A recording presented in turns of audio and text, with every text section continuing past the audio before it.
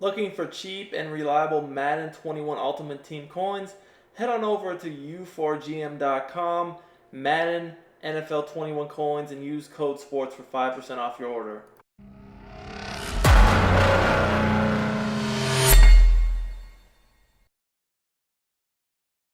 Yo, what's up YouTube? It's Duke back here from sportsgamers.com. In today's Madden 21 tip, I'm going to break down an unstoppable two-play run combo that's going to destroy every defense out there. I'm going to show you guys how to use these two run plays to beat all the meta run defenses people like to use and run on the ground at will. Now guys, give me 350 likes on this video and I'll also drop some passing plays from this formation. Before we get into the breakdown, I just want to remind you guys, if you're enjoying my content, please consider subscribing to the channel and turning your notifications on so you don't miss out when our videos go live. We do daily uploads for Madden 21 tips and gameplay. You don't want to miss out. And if you guys want to show me even more support, smash that like button. It really helps us out. Let the channel grow, and I do appreciate it. In the meantime, for anybody that wants to get better at Madden 21, whether you need help at offense or defense, check out sportsgamers.com for the best Madden 21 tips and ebooks. We got you guys covered. So I'm in the Seahawks playbook on offense, and I want to look at this formation, the I form H wing. Now this is a pretty common formation throughout the game, but the Seahawks, in the Seahawks playbook, it's pretty unique because they have a stretch play that you can playmaker to the left or just keep it to the right. Most of the time in these formations, you just have the stretch, RPO stretch, which you can't playmaker, which kind of makes it easy for the defense to defend. You can combine this stretch with the ISO, which is a simple dive type play, and you have a really, really good run offense. So you see we already have these two plays in your audibles. I'd recommend doing that.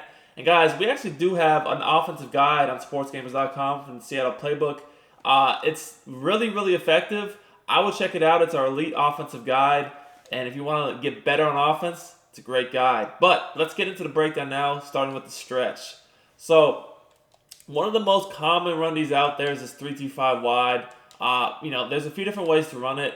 There's a few different ways. So, like, first of all, if I see that, they're running this defense right here, we can just keep the stretch to the right because as you guys can see, they actually do have their defense aligned. There's a nickelback. He's on the left. So on the right, we actually have the numbers here because, again, I can playmaker the stretch left or right. It just depends upon looking at the box and seeing where I have my numbers advantage. Now, to playmaker to run, all you do is you flick the right analog stick in the direction you want to run the ball. Here I can see the nickelbacks on the left, so I'm just going to run it to the right, and you guys are going to see we should be able to get outside for an easy gain here. Very, very, very easy. It's just because we have the numbers. Now, what most people will do, though, if you're really gashing them on the run, and I'm going to show you guys this in a second, is they're going to play with basically cover two-man and spy the safeties. Now, this could be dangerous against the pass this year, especially how you have certain routes to get over the top of man. But it does do a really good job of stopping the run. However, we can very easily counter this, as I'm going to show you in a second. But as you guys can see, we have a ton of daylight here coming around the corner. The blocking is just really, really, really good. And we're able to just get around for a huge gain to the outside. So you guys can see we're approaching the end zone. And, we get a good gain here. We're happy with that. Now, at the same time, say they audible to the cover two man. This was a very, very good run D last year. It's still good this year. By spying the safeties, it makes it really difficult to, get around the outside if you were to run it to the right because you do have that nickel back on the right. So you guys can see here, if I do try to run it right, it's just not as effective because that extra defender over there is going to be able to make it tougher for everyone to get blocked. However, this is what makes this run so good. Like, if you just didn't have the ability to playmaker it, it wouldn't be that effective anymore. But if we see something like this, we can just playmaker the run to the left and snap the ball, and now we have the numbers advantage here. So even though the safety is going to react really fast to that run as he comes down, the fullback should be able to block him pretty much every time. If you take a look at the replay, you'll see that basically the only guy the fullback has to block here is the safety, because as you guys can see here, everyone else is basically man on man. We block that safety, and we have a guaranteed 10, 15 yards, maybe more if we can make him miss. So just to show you that once or twice more, just to show you that it's very consistent in getting around the edge to the left. If I see them in this look, again, I'm just going to playmaker to run left, knowing that I have that numbers advantage, the blocking, as you guys can see here, get a really good game once again.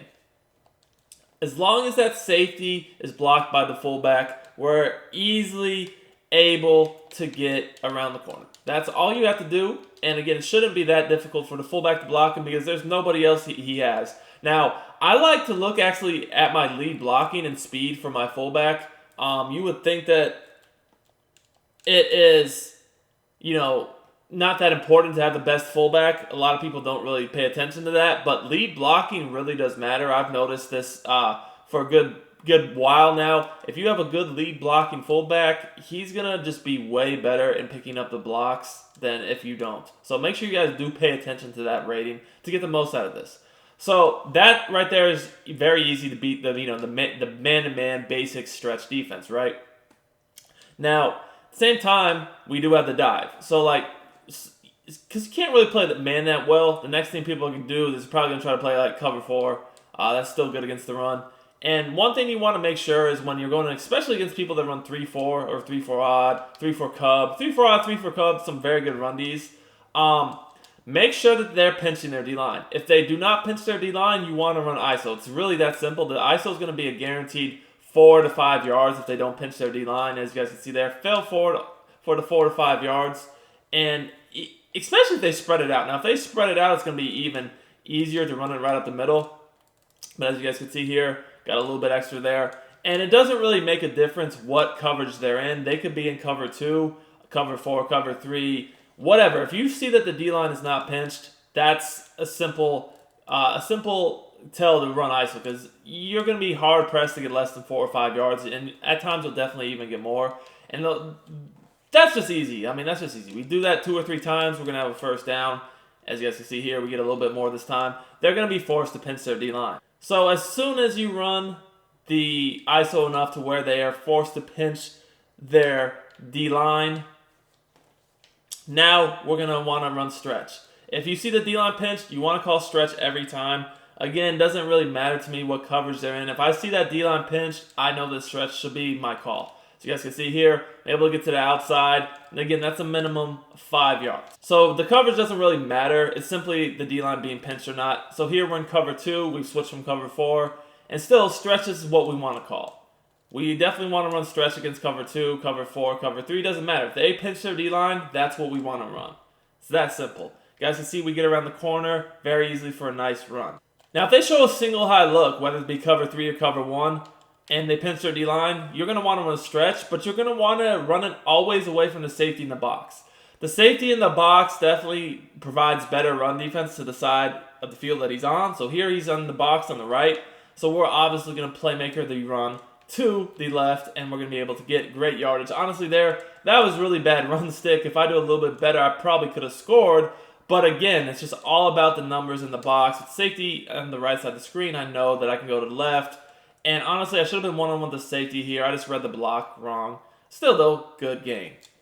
Now, something to know about zone is that in zone, you can motion a blocker to the same side of the field that you want to run the ball to. And because it's zone and not man, the defenders won't follow. So if we motion the right side into the left, I can go ahead and get that extra blocker. Because again, because they're in zone, the defender does not follow him across the formation. I just get a little bit extra blocking. Very close to a crib shot.